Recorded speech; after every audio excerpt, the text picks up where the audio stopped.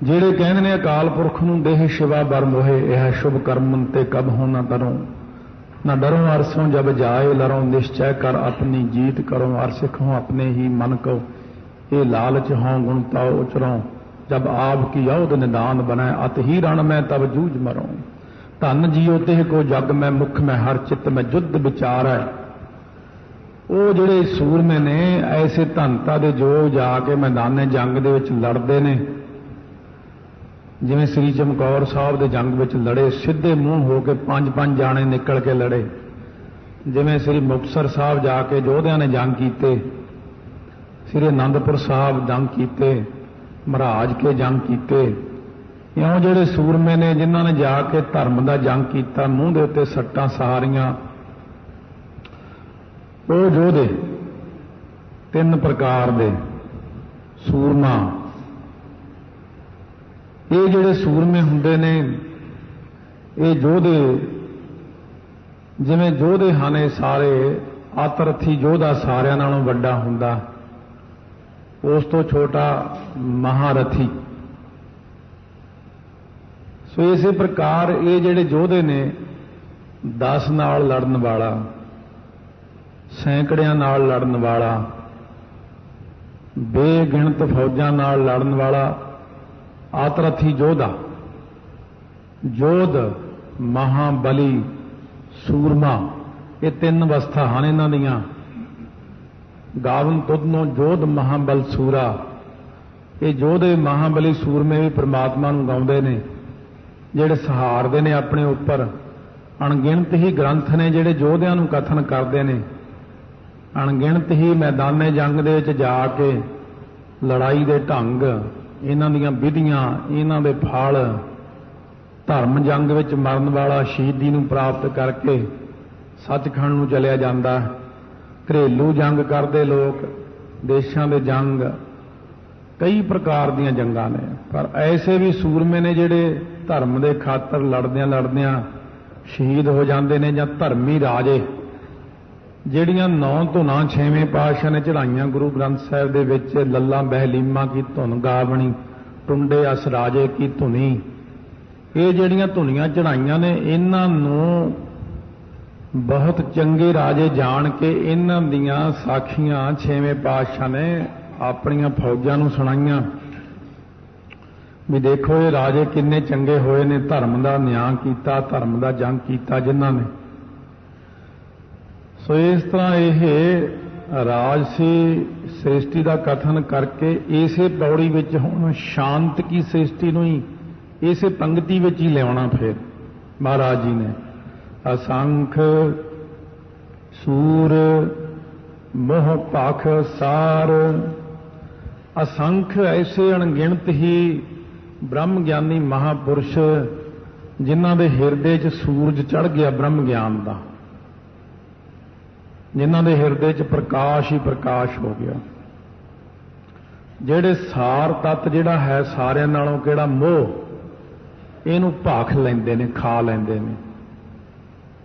ਸਾਰਿਆਂ ਨਾਲੋਂ ਔਖਾ ਮੋਹ ਜਿੱਤਣਾ ਹੈ। ਕਾਮ, ਕ੍ਰੋਧ, ਲੋਭ, ਹੰਕਾਰ, ਇਹਨਾਂ ਨੂੰ ਬੰਦਾ ਕਾਬੂ ਕਰ ਲੈਂਦਾ ਹਲੇ ਮਾੜਾ ਮੋਟਾ, ਜਿਹੜੇ ਅੱਗੇ ਤੱਕ ਅਵਸਥਾ 'ਚ ਗਏ ਨੇ।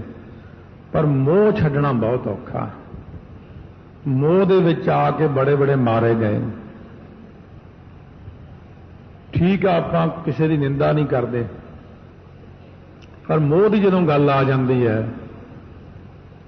ਸੋ ਜਦੋਂ ਰਾਮਚੰਦਰ ਜੀ ਗਏ ਨੇ, ਦਸ਼ਰਥ ਜੀ ਮਹਿਲਾਂ ਤੇ ਖੜੇ ਦੇਖਦੇ ਰਹੇ। 14 ਸਾਲ ਦਾ ਬਨਵਾਸ ਕੋਈ ਥੋੜਾ ਨਹੀਂ ਹੁੰਦਾ, ਪੁੱਤਰ ਦਾ ਵਿਛੋੜਾ।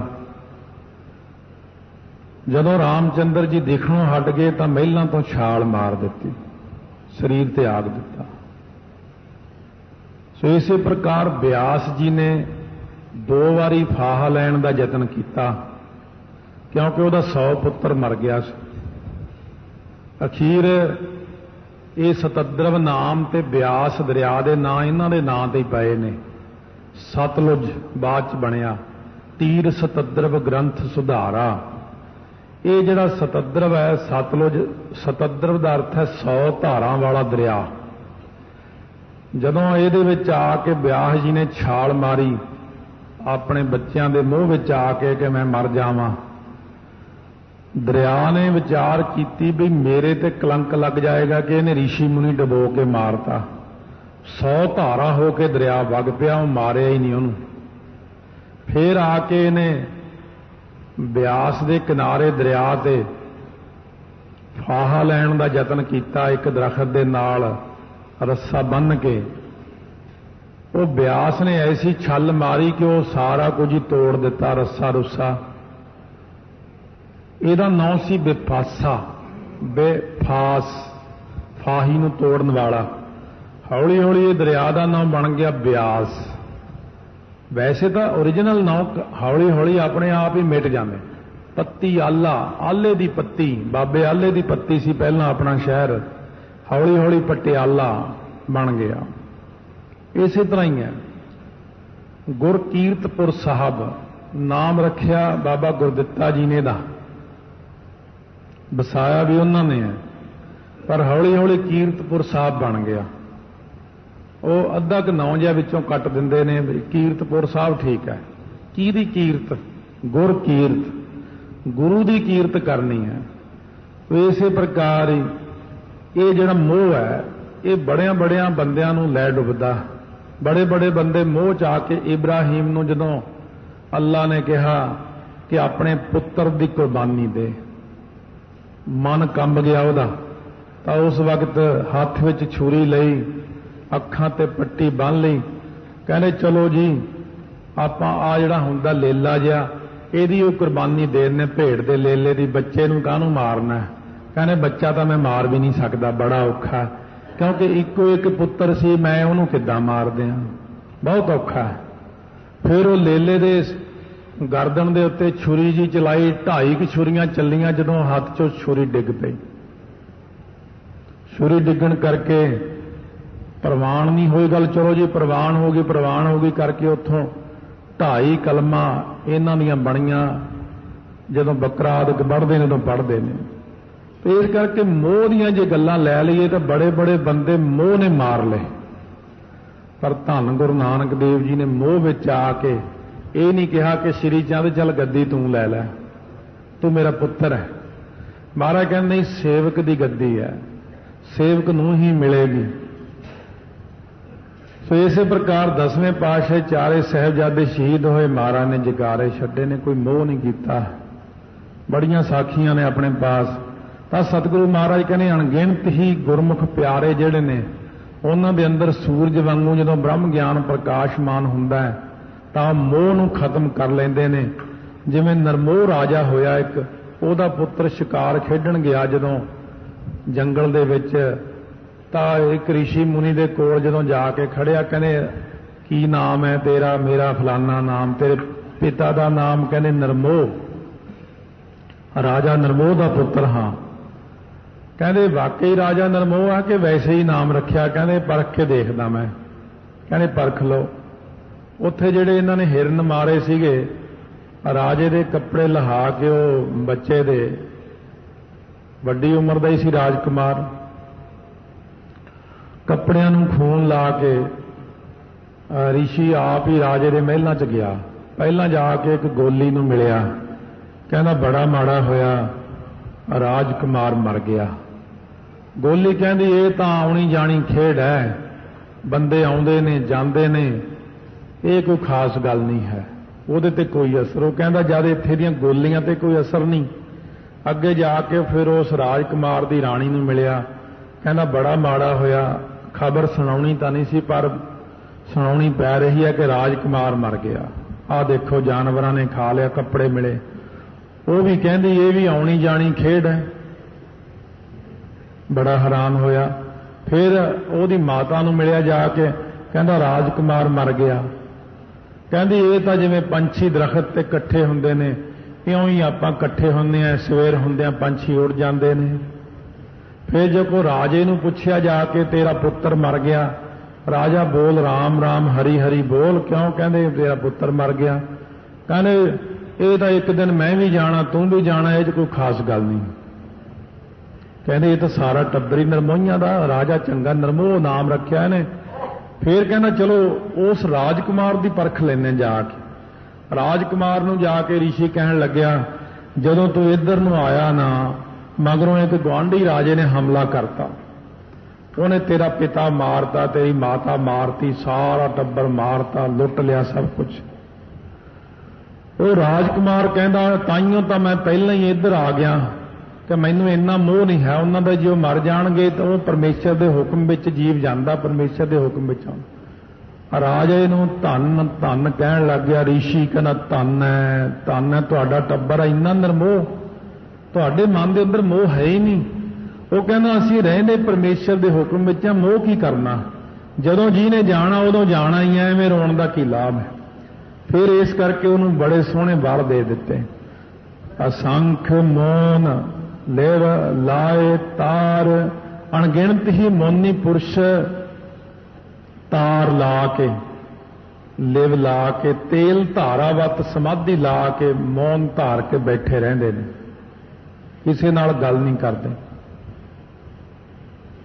किन्ना ही चिर हो जाता उन्होंने बोलिया नूं, पहाड़ां विच जिहड़े बैठे ने बर्फां दे विच गुफावां दे विच,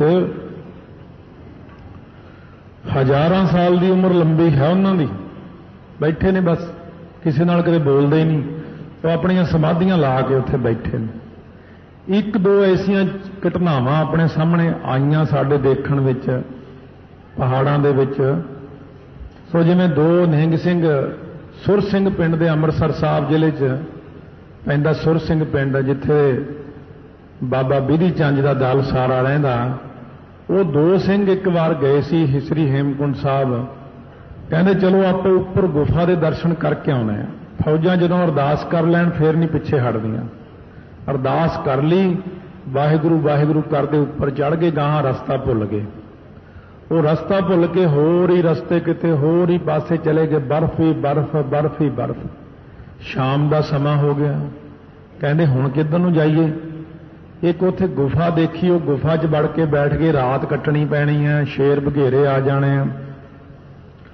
तो उस वक्त उस गुफा के अंदर देखा कि कोई बैठा है, बड़ा बिरध शरीर, भिफणा लमकदियां ने, चिट्टे वाल, समाधि लगी हुई है।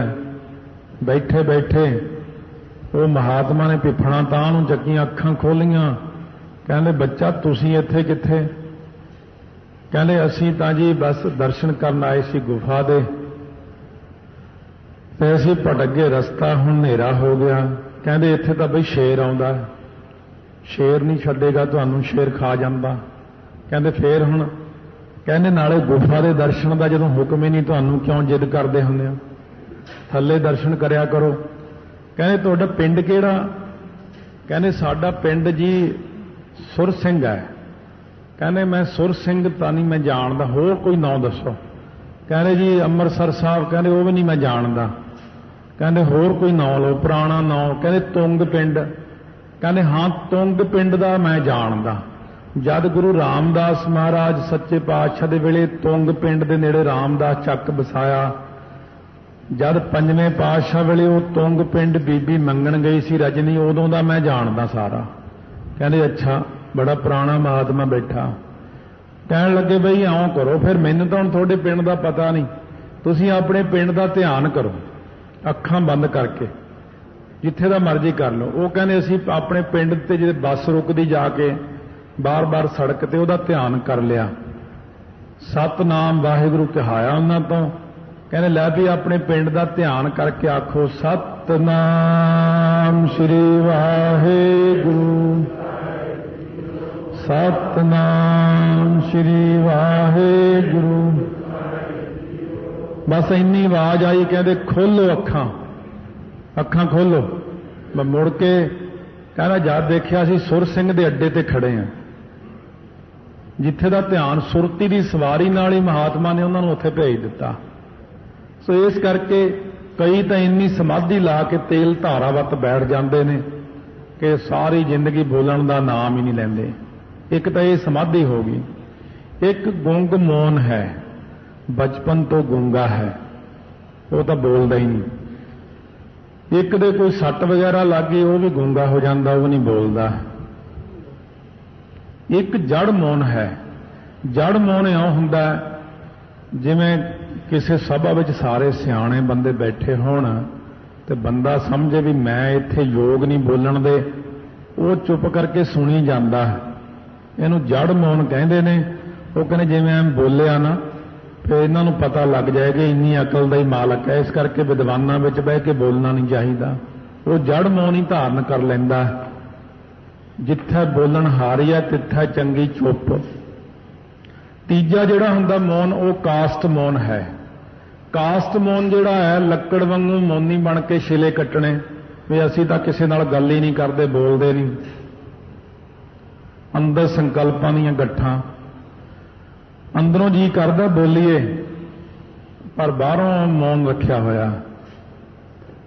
मौनी होए बैठा एकांती हिरदा कल्पन गाठा। हुण एक चौथा ओरिजिनल मौन है जिन्हों कहते ने ज्ञान मौन।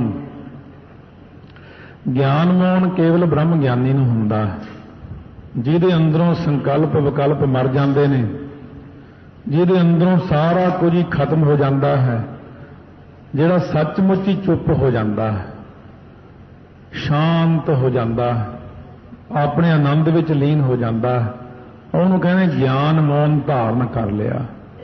ਸੋ ਇਸ ਤਰ੍ਹਾਂ ਗਿਆਨ ਮੌਨ ਨੂੰ ਧਾਰਨ ਕਰਕੇ ਬ੍ਰਹਮ ਗਿਆਨੀ ਆਪਣੇ ਆਨੰਦ ਵਿੱਚ ਲੀਨ ਹੋ ਕੇ ਬੈਠਾ ਰਹਿੰਦਾ, ਕਿਉਂਕਿ ਉਹਨੇ ਆਪਣੇ ਅੰਦਰੋਂ ਪੰਜਾਂ ਕੋਸ਼ਾਂ ਨੂੰ ਖਤਮ ਕਰ ਲਿਆ। ਹੰਗਤਾ ਮਮਤਾ ਸਾਰੀ ਮੁਕਾ ਲਈ, ਉਹਦੇ ਅੰਦਰੋਂ ਬੋਲਣਾ ਬੰਦ ਹੀ ਹੋ ਗਿਆ। ਬਾਬਾ ਬੋਲਣਾ ਕਿਆ ਕਹੀਐ ਜੈਸੇ ਰਾਮ ਨਾਮ ਰਵ ਰਹੀਐ। कहते बाबा हुण बोलीए की? कहते बाबा कुछ बोलते नहीं। गुरु नानक देव जी ने कहते गुरु अर्जन देव महाराज ने कहो तुसीं हुण कुछ बोलते नहीं। कहते बोलना की? बोलत बोलत बिड़ा विकार आ। कहते बोलदियां बोलदियां बंदे अंदर विकार वध जांदे ने। इस करके असीं जदों भी बोलते हैं तो वाहिगुरू ही बोलते हैं। वाहिगुरू कुदरत कवण कहाँ विचार। कहते मेरी की शक्ति है कि मैं कुदरत की विचार नूं कह सकां, उस अकाल पुरख की विचार नूं कह सकां। कवण कुदरत मेरी की शक्ति कि मैं उहदे विचार नूं कह सकां। कुदरत विच भी की शक्ति है कि वह अकाल पुरख की कुदरत भी उहदा कथन कर सके। उहदी कुदरत भी उहदा कथन नहीं कर सकती। वह भी कहनी मैं नहीं जानदी उहदे बारे, जिड्डा वड्डा परमेश्वर है। किसी दे विच की शक्ति है कोई बंदा भी उहदी कुदरत नूं नहीं विचार करके दस सकदा। जिहड़े विचार करते हैं उहदे विच लीन हो जाते हैं। वारिया ना जावा एक बार, एक वाल भी एक रोम भी मैं उहदा कथन नहीं कर सकदा। एक वार भी बलिहार नहीं जा सकदा, पर लखां वारी बलिहार जाइए उस वाहिगुरू तो कथन नहीं कर सकते उहदा आपां एक रोम। ਉਹਦੇ एक रोम ਦੇ ਵਿੱਚ ਹੀ ਕਰੋੜਾਂ ਖੰਡ ਬ੍ਰਹਿਮੰਡ ਨੇ, ਇਸ ਕਰਕੇ ਉਹਦਾ ਰੋਮ ਕਥਨ ਕਰਨਾ ਹੀ ਔਖਾ। ਕਹਿੰਦੇ ਮਹਾਰਾਜ ਫਿਰ ਪਰਮੇਸ਼ਰ ਪ੍ਰਸੰਨ ਕਿਵੇਂ ਹੁੰਦੇ ਨੇ? ਕਹਿੰਦੇ ਉਹ ਤਾਂ ਭਾਣੇ ਵਿੱਚ ਜਿਹੜਾ ਰਹੇ ਉਹਦੇ ਤੇ ਹੀ ਪ੍ਰਸੰਨ ਹੁੰਦੇ ਨੇ, ਜਿਹੜਾ ਉਹਦਾ ਆਗਿਆਕਾਰੀ ਪੁੱਤਰ ਬਣ ਜਾਵੇ। ਸੋ ਜਿਵੇਂ 6ਵੇਂ ਪਾਤਸ਼ਾਹ ਮਹਾਰਾਜ ਜਦੋਂ ਗੁੱਜਰਵਾਲ ਪਿੰਡ ਪਹੁੰਚੇ, ਉੱਥੇ ਜਾ ਕੇ ਲਾਂਗਰੀ ਨੇ ਥੋੜਾ ਜਿਹਾ ਥਾਂ ਸਾਫ਼ ਕੀਤਾ, ਥੋੜਾ ਥਾਂ ਪੱਟਿਆ, ਇੱਥੇ ਚੁੱਲ੍ਹਾ ਬਣਾ ਲਈਏ, ਲੰਗਰ ਤਿਆਰ ਕਰਨਾ। ਉੱਥੋਂ ਹੱਡੀਆਂ ਨਿਕਲ ਆਈਆਂ, ਫਿਰ ਹੋਰ ਪੱਟਿਆ, ਫਿਰ ਹੋਰ ਹੱਡੀਆਂ ਨਿਕਲ ਆਈਆਂ। ਉਹ ਮਹਾਰਾਜ ਕੋਲ ਆ ਗਿਆ, ਮਹਾਰਾਜ ਇੰਨੀਆਂ ਹੱਡੀਆਂ ਨਿਕਲ ਆਈਆਂ, ਉਹ ਪਤਾ ਨਹੀਂ ਕੀ ਥਾਂ ਉੱਥੇ ਹੈ ਜਾ। ਫਿਰ ਕਾਫੀ ਬੰਦੇ ਲਾ ਕੇ ਥਾਂ ਪੱਟਿਆ, ਸਾਰੀਆਂ ਹੱਡੀਆਂ ਟੁੱਟੀਆਂ ਹੋਈਆਂ, ਕਿ ਥੱਲੇ ਇੱਕ ਰੰਗ ਸਾਬਤਾ ਪਿਆ। ਮਹਾਰਾਜ ਸੱਚੇ ਪਾਤਸ਼ਾਹ ਕਹਿੰਦੇ ਧੰਨ ਹੈ। ਕਹਿੰਦੇ ਮਹਾਰਾਜ ਇਹ ਕੀ ਗੱਲ, ਧੰਨ ਕੌਣ ਹੈ ਇਹ? ਕਹਿੰਦੇ ਭਾਈ ਕੋਈ ਸਮਾਂ ਸੀ ਹਜ਼ਾਰਾਂ ਸਾਲ ਪਹਿਲਾਂ ਧਰਤੀ ਤੇ ਕਾਲ ਪਿਆ ਸੀ, ਬਰਸਾਤ ਹੋਈ ਨਹੀਂ ਸੀ ਕਈ ਸਾਲ, ਦਾਣੇ ਮੁੱਕ ਗਏ ਧਰਤੀ ਤੋਂ। ਆਹ ਜਿਹੜੇ ਬੰਦੇ ਦਾ ਕਰੰਗ ਸਾਬਤ ਪਿਆ ਨਾ, ਇਹ ਬੜੀ ਸ਼ਕਤੀ ਵਾਲਾ ਕਰਾਮਾਤੀ ਬੰਦਾ ਸੀ। ਇਹ ਚਾਹੁੰਦਾ ਤਾਂ ਸਾਰੀ ਧਰਤੀ ਦਾ ਭੋਜਨ ਸ਼ਕਤੀ ਨਾਲ ਇਕੱਠਾ ਕਰ ਸਕਦਾ ਸੀ, ਇਹ ਚਾਹੁੰਦਾ ਤਾਂ ਸਵਾਦ ਲੈ ਸਕਦਾ ਸੀ। मैं धन कहा, धन है बंदा इन्नी शक्ति दे हुंदियां इन्नी शक्ति दिखाई नहीं, भाणा मंदियां भुखा मर गया, शरीर छड्ड गया है। धन है बंदा, इहो जे बंदे अजर अवस्था नूं जरन वाले धन ने, जिहड़े ये गल कह दिंदे ने, जो तुध भावै साई भली कार। हे वाहिगुरू, जिहड़ी तैनूं कार, जिहड़ी चीज़ भाउंदी, जिहड़ा काम भाउंदा है, ਜਿਹੜਾ ਕਰਮ ਭਾਉਂਦਾ ਉਹੀ ਚੰਗਾ। ਜੋ ਤੁਧ ਭਾਵੈ ਸਾਈ ਭਲੀ ਕਾਰ।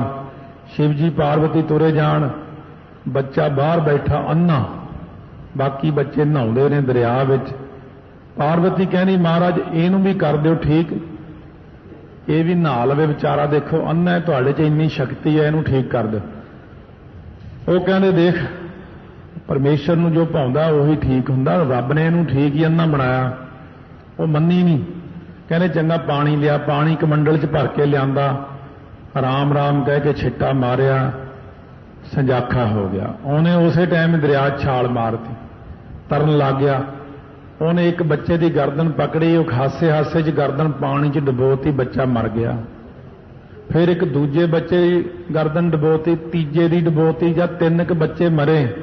पार्वती अपने मूँह नाल ही कहती महाराज इहनूं तां अन्ना ही कर दो, ये तो उवें ठीक सीगा। कहंदे क्यों? कहंदे ये तो बच्चे मारते 2-3। कहने मैं तेनों पहला कहा सी कि रब जिथे रखदा बंदे नूं वो गल ठीक ही हुंदी आ, परमात्मा किसी नूं गलत नहीं रखदा।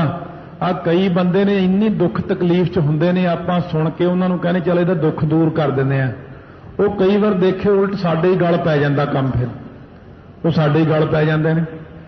चंगा दुख तकलीफ दूर कीता इहदा, कई बंदिआं दा देखदे आ वो उल्टी गल पैंदी। फिर हरेक नूं यही आखीदा भाई तेरा ही कर्म है, तू ही भुगत, वाहिगुरू वाहिगुरू कर, बाणी पढ़िया कर।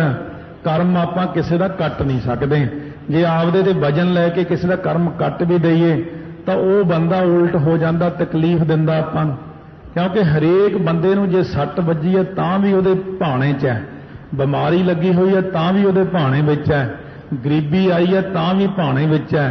हरेक सजा हरेक भाणे विच जे मन लईए, जे कह दईए जो तुध भावै साई भली कार, जिहड़ी तैनूं भाउंदी है कार उही भली है।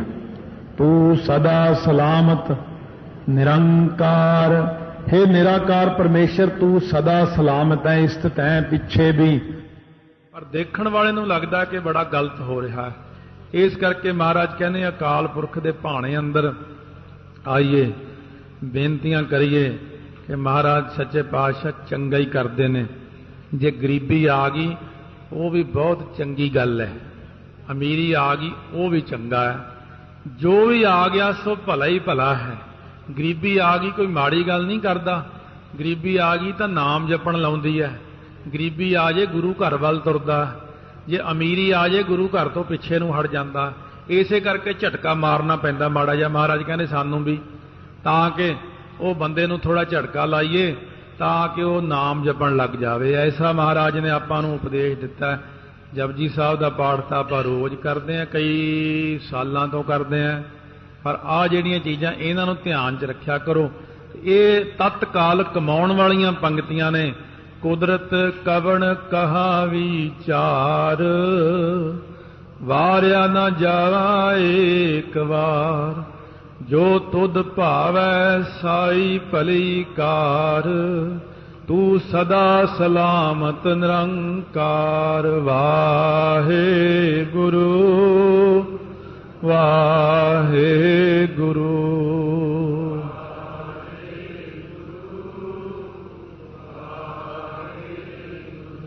वाहे गुरु वाहे गुरु।